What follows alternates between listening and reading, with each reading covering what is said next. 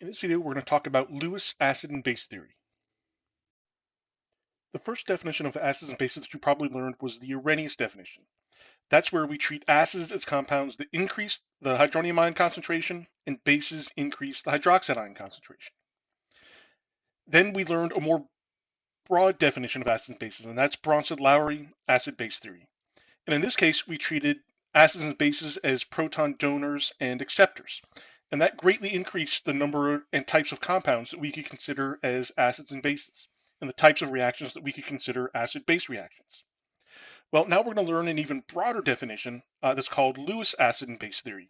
And this will further broaden the types of compounds and the types of reactions that we can consider to be acid-base reactions. Okay, in Bronsted-Lowry theory, it was all about the transfer of protons. In Lewis acid base theory, what we're primarily concerned about is electrons and what's happening to the electrons. So a Lewis acid is defined as something that accepts a pair of electrons, and a Lewis base donates electrons. So all of the things that we would consider acids and bases before are still considered acids. So anything that's an acid under the Bronsted-Lowry definition is also an acid under the Lewis definition. And anything that was a base under the Bronsted-Lowry definition is now also a base under the Lewis definition, right? And so this example I have at the bottom satisfies both definitions of acids and bases. So HCl is definitely a Bronsted-Lowry acid, right? The proton is being given from the HCl to the water to make H3O plus. So the HCl is donating the proton to the water, so that makes it a Bronsted-Lowry acid. The water accepts that proton, so it makes it a Bronsted-Lowry base. But in the Lewis definitions, we're concerned about what's happening to the electrons.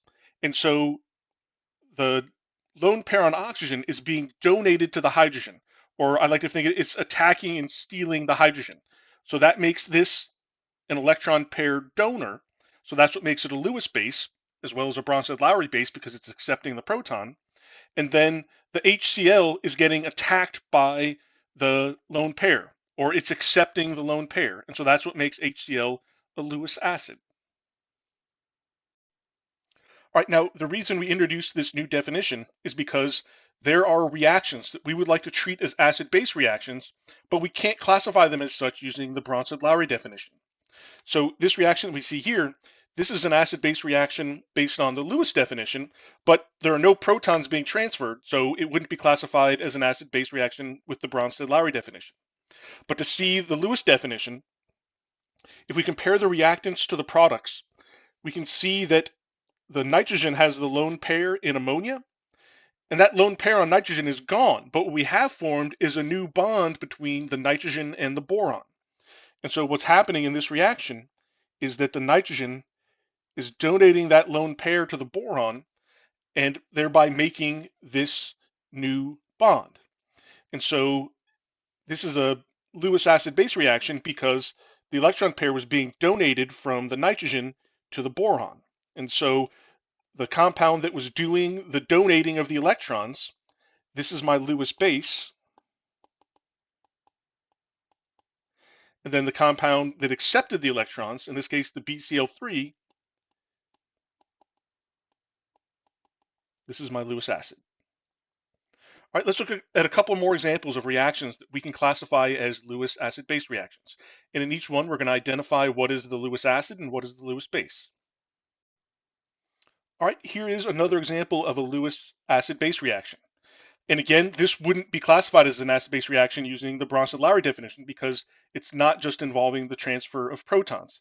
And what's happening here is we're complexing this positive aluminum ion with these water molecules.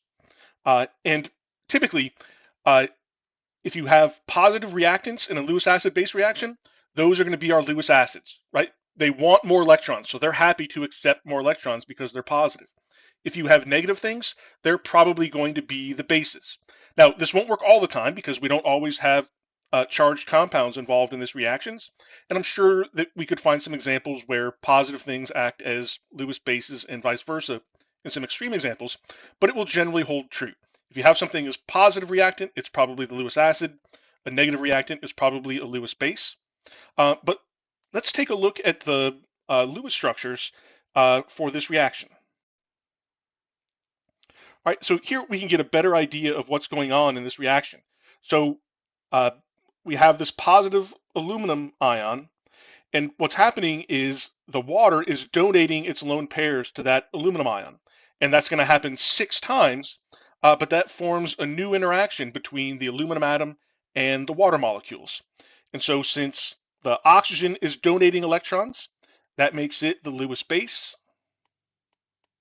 and the aluminum is accepting those electrons, so that makes it the Lewis acid. All right, here's one more example. And in this case, I've used bond line structure.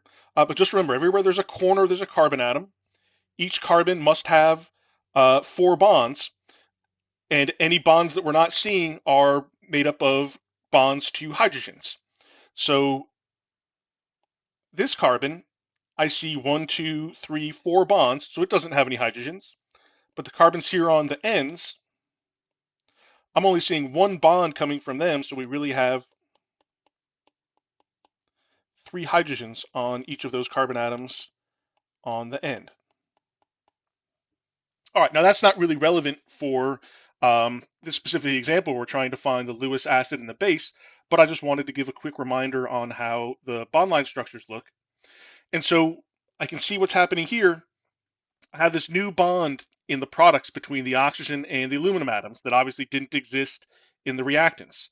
And oxygen has gone from 2 lone pairs to 1 lone pair. So what must be happening is that oxygen is donating its electrons to the aluminum to form this new oxygen-aluminum bond. So since this compound was donating the electrons, that makes it the Lewis base, and the aluminum and the compound the aluminum is part of is accepting those electrons, so that makes it the Lewis acid.